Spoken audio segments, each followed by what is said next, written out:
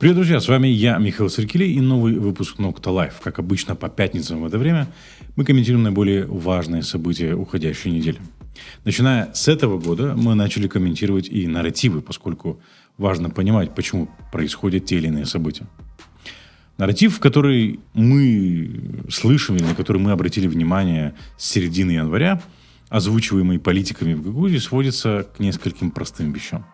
Кишинев враг, мы должны объединиться против центра, мы должны сменить власть в Кишиневе, потому что если мы ее не сменим, она уничтожит Гагаузию. Ребята, которые озвучивают и формируют этот нарратив, не хочу вас расстраивать, но что-то мне подсказывает, что те, кого вы хотите сместить, здесь надолго. И чем больше вы пытаетесь гадить им на стол, тем больше, простите, воняет здесь, в Гагаузии. Не то чтобы это какой-то новый нарратив, и мы его раньше не слышали.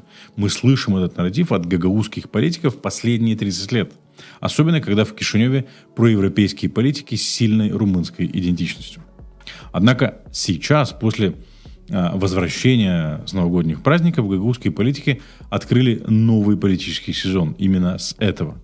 Из всех утюгов вещают про то, что Гагаузию ждет крах, если мы не сменим власть в Кишиневе. И тут возникает вопрос, что стало причиной этого очередного приступа агрессии против Кишинева. Как оказалось, все очень просто. Начал работать закон, принятый парламентом осенью прошлого года о возмещении НДС для экономических агентов из Гагаузии.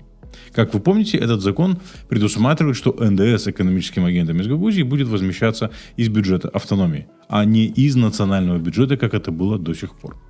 И вот настал момент истины. Гагаузская автономия, в том числе экономические агенты из Гагаузии, столкнулись с суровой реальностью. Изначально предполагалось, что экономических агентов из Гагаузии это никак не коснется, потому что в Кишиневе, в том числе и авторы этого закона, озвучивали идею того, что экономические агенты из Гагаузии в любом случае будут получать эти деньги, вне зависимости от того, согласны с этим решением парламента власти Гагаузии или не согласны. То, что объясняли авторы законопроекта по изначальной задумке, должно было происходить следующим образом. Технически возмещение НДС экономическим агентам из Гагаузии должен был осуществляться Кишиневым, но средства должны были списываться из бюджета Гагаузии.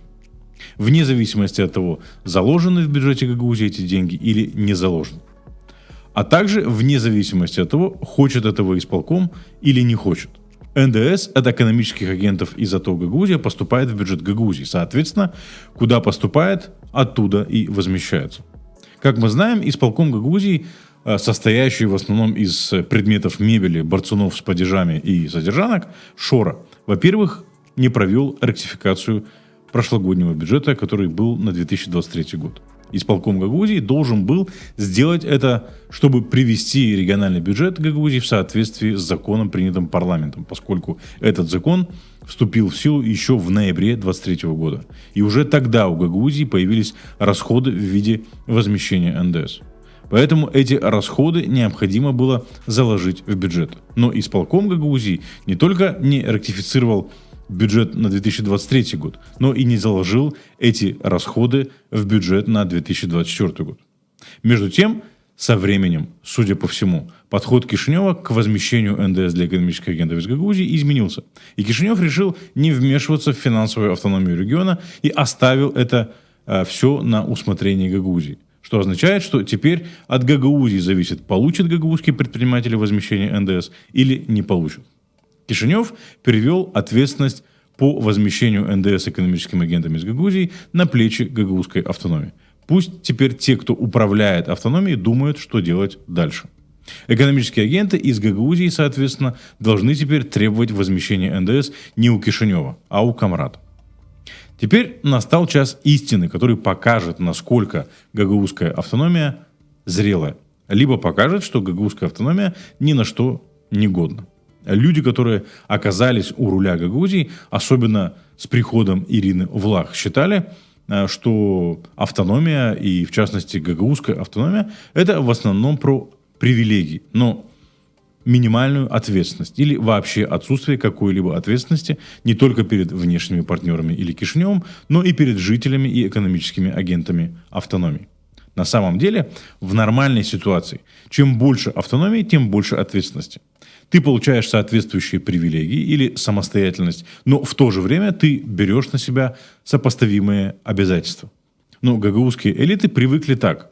Вы нам больше денег и полномочий, но без обязательств. Деньги, которые Кишинев перечисляет Гагаузии в виде трансфертов и которые Гагаузия собирает на месте, Гагаузия тратит как хочет. Не отчитывается ни перед Кишиневым, ни перед жителями Гагаузии. И в принципе эта ситуация могла бы продолжаться и дальше, если бы Гагаузия не нагадила Кишиневу на стол, выбрав в качестве башкана предмет мебели, предложенный Илоном Шором, а по факту передав Гагаузию в концессию лидеру организованной преступной группы. Почему я называю это «нагадить Кишиневу на стол»?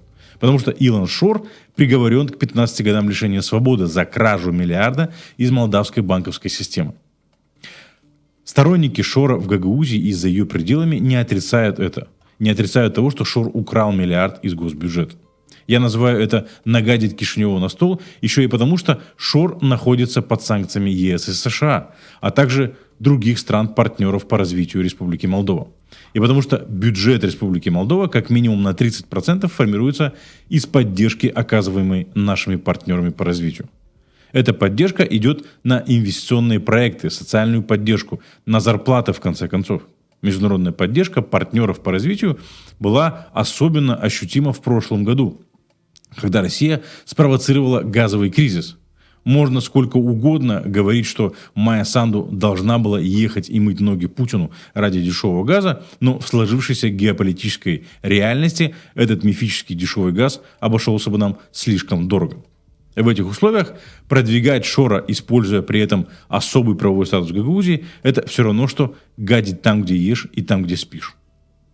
Прошло уже 8 месяцев с момента позорнейших выборов башкана Гагаузии.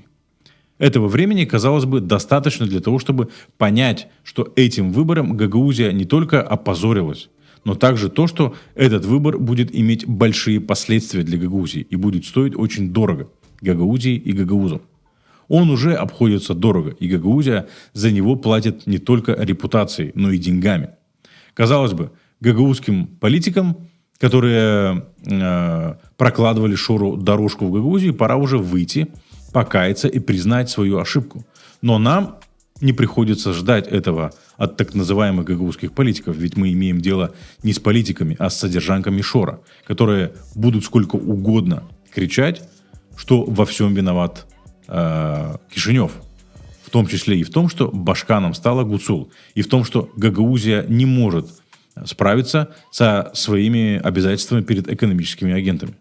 Шора в Гагаузии, продвигали гагаузские политики. Депутаты Народного собрания кричали «руки прочь от Гуцул». Исполком Гагаузии не заложил в бюджете Гагаузии расходы на возмещение НДС. Но в этом почему-то виноват Кишинев. Содержанки Шора в Гагаузии просят финансовой помощи у международных партнеров, угрожая закрытием социальных программ и обвиняя Кишинев в геноциде, забыв про то, что нагадили международным партнерам, пригрев преступника у себя, а также забыв о том, как тиражировали лживые обещания этого самого преступника вложить в Гагаузию $500 миллионов. $500 миллионов – это, на минуточку, 10 годовых бюджетов Гагаузии. Содержанки Шора жалуются, что Кишинев якобы отобрал у Гагаузии 130 миллионов леев НДС. Хотя, как я уже говорил неоднократно, эти деньги, так же, как и раньше, остаются в бюджете Гагаузии. Просто у Гагаузии появились дополнительные обязательства, сопоставимые с привилегиями гагаузской автономии. Так вот, эти самые содержанки почему-то предъявляют претензии Кишиневу, но не задают вопрос Шору, где те самые $500 миллионов, которые он обещал инвестировать в Гагаузию. Более того, Шор даже не пытается делать вид, что он ищет эти деньги и собирается их вкладывать в Гагаузию. А не делает он это потому, что Шор самый обыкновенный вор, а воры не про инвестиции, воры про воровство. Мы не призываем, чтобы Гагаузия брала ворованные деньги Шора, но по логике вещей, те, кто продвигал Шора и представлял это как борьбу с Кишиневым и укрепление автономии или автономного статуса, должны требовать обещанного у того, за кого они боролись, а не у того, против кого они выступали и продолжают выступать. Слушая гагаузских политиков, за некоторым исключением, у меня возникает когнитивный диссонанс. Я не понимаю, как в одной голове могут укладываться эти две противоречивые концепции. Называть врагами власти Кишинева, заявлять о том, что главная цель Гагаузии – сместить эти власти, при этом требовать с ними диалога и называть братьями молдаван, которые массово проголосовали за власти в Кишиневе. Давайте посмотрим несколько заявлений, которые были озвучены гагаузскими политиками на этой неделе. Пришло время, что гагаузы все поняли, что Гагаузия сегодня может быть флагманом именно борьбы с центром, объединяя все оппозиционные силы. Сегодня я понимаю, что для Гагаузии есть один враг. Власть страны, которая сегодня находится у власти. Не уйдет эта власть, они просто ликвидируют Гагаузию. Американское посольство всегда будет поддерживать нынешнюю власть. Гагаузия для нынешней власти – это враги. Майя Санду и партия ПАС лишили бюджет гагаузской автономии доходов на 130 миллионов леев. Эти, в кавычках, хорошие люди залезли в карман каждой семьи. Они украли наши деньги. Почему эти деньги забрали именно в Гагаузии? Нас наказывают за то, что мы имеем собственное мнение. Мы не голосовали на президентских выборах за Майя Санду. Мы не голосовали в парламенте страны за партию ПАС. А на недавних выборах в местные органы власти в Гагаузии не был избран ни один советник от партии ПАС. Народ их полностью отверг. На выборах Башкана мы выбрали своего лидера, неудобного для Кишинева. Славским народом, они это наши братья. У нас единая страна, у нас всего лишь автономия. Но с автономией нужно считаться. Я и сказал, что нужно вести переговоры, объединить Гагаузию, вести переговоры с центром, что они зря думают, что Гагаузия они нагнут.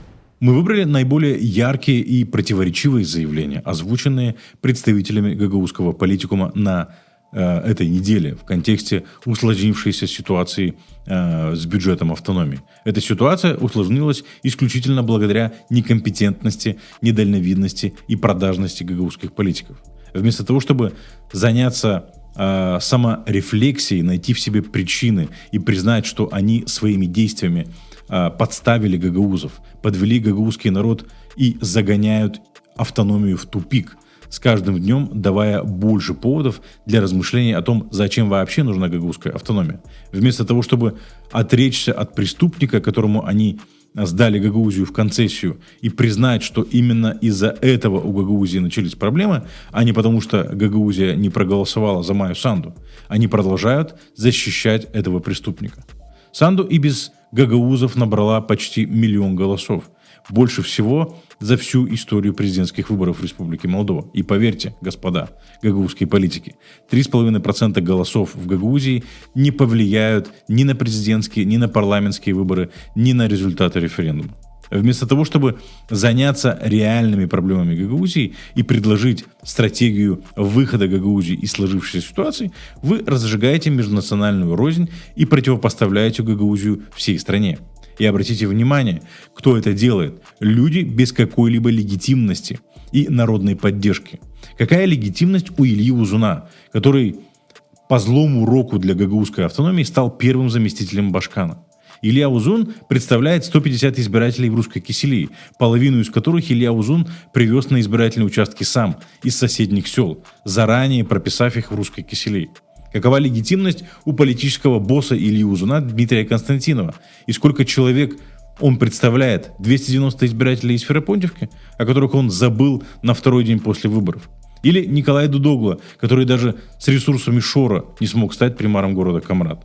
Господа, кто вы вообще такие, чтобы от имени гагаузского народа выходить и делать такие громкие заявления, что Гагаузия должна стать флагманом борьбы с Кишиневым?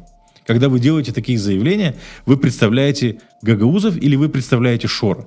Судя по результатам выборов в Народное собрание, вы гагаузов не представляете, чтобы делать от их имени такие заявления. Гагаузам не нужна конфронтация с властями Кишинева. Эта конфронтация нужна Шору и его хозяевам в Кремле. И куда вы нас ведете с вашей стратегией валить все на Кишинев и кричать, что Кишинев наш враг?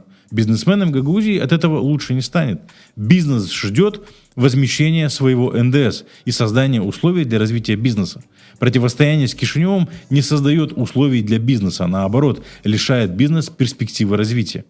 Если вы и дальше будете отказываться признавать эту реальность, в которой Гагаузия обязана возмещать бизнесменам НДС, то гагаузские предприятия вынуждены будут регистрироваться в других районах. И тогда Гагаузия потеряет и НДС, и подоходный налог, и налог на прибыль. У вас есть какой-то план по поводу этой ситуации, или как выйти из этой ситуации? Или весь ваш план – это громко орать, чтобы повышать ваш ценник перед шором? Понятно, что от вас для Гагаузии толку нет. Но хотя бы не подводите Гагаузию к черте, откуда не будет возврата. Вместо того, чтобы признать, что вы довели Гагаузию до этой черты, обеспечив политическое убежище преступнику, вы ищете виновных везде, и в том числе среди свободной прессы. Давайте посмотрим шедевр, записанный любителем отходов спиртзавода Дмитрия Константинова Михаила Влах, которому дали должность советника табуретки. У нас в Гагаузии тоже есть такой грантоед.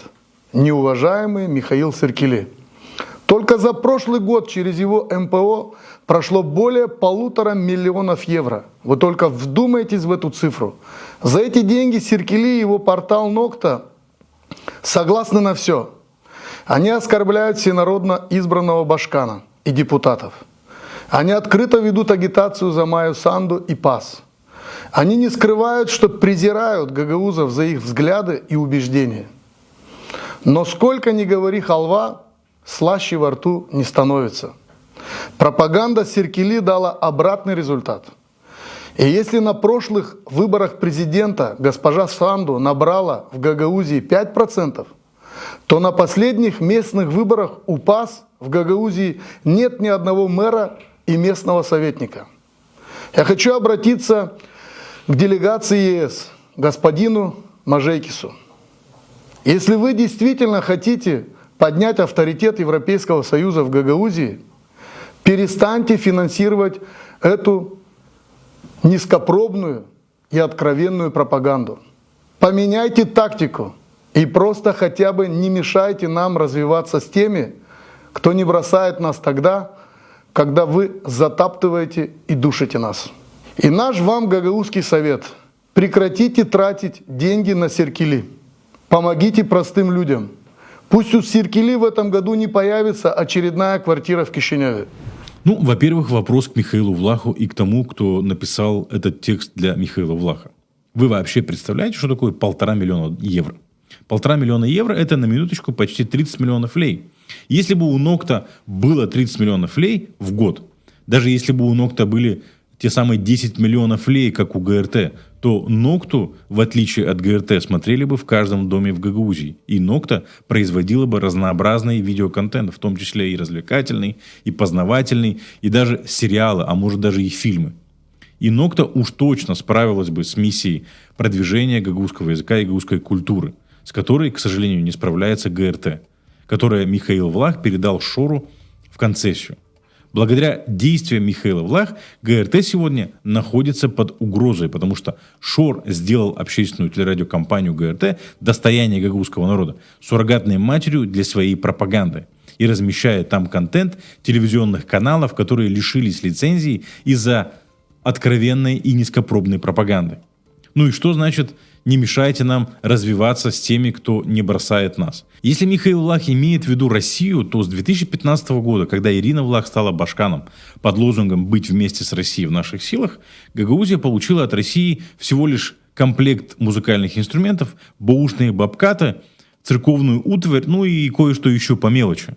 А Европейский Союз за это время вложил десятки миллионов евро в гагаузскую инфраструктуру. Отремонтировал гагаузские школы и детские сады в каждом населенном пункте. Отремонтировал старые и построил новые дороги. Не говоря об энергетическом кризисе, спровоцированном Россией, когда Европейский Союз и Соединенные Штаты Америки помогли жителям Гагаузии справиться с высокими тарифами на газ. Единственный, кто выигрывает от сотрудничества с Россией, это гагаузские политики.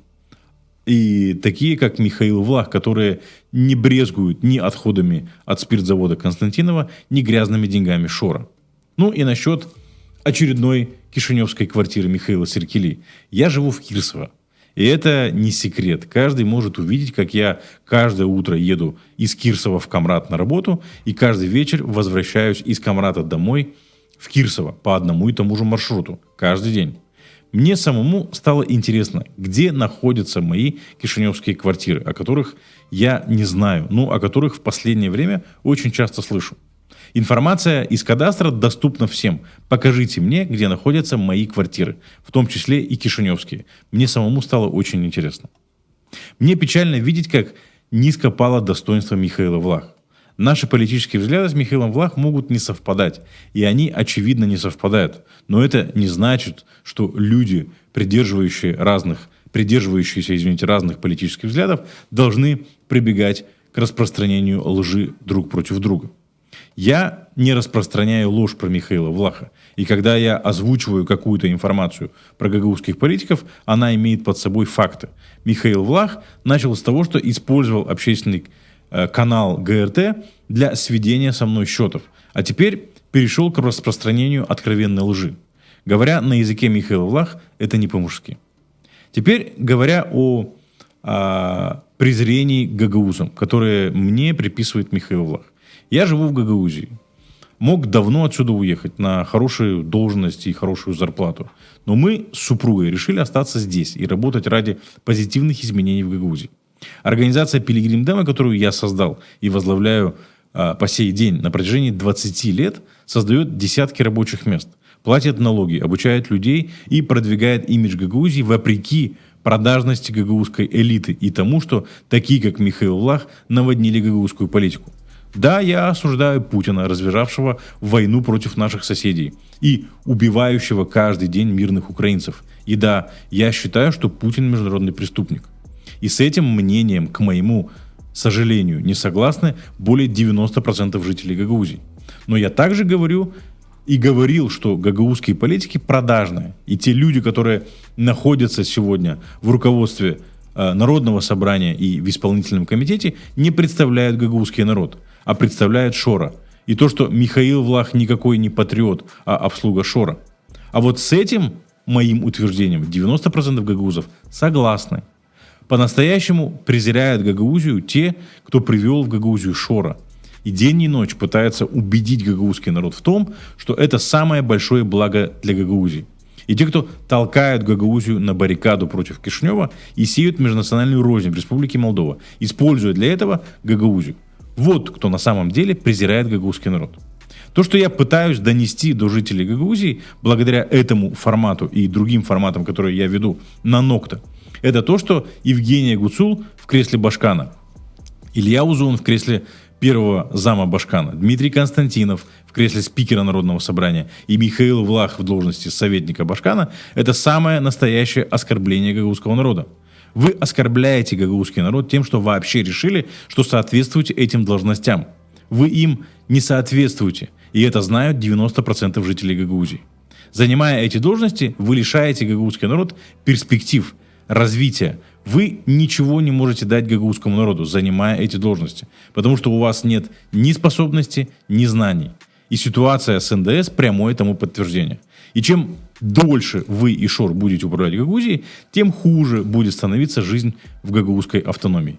90% жителей автономии это тоже понимают.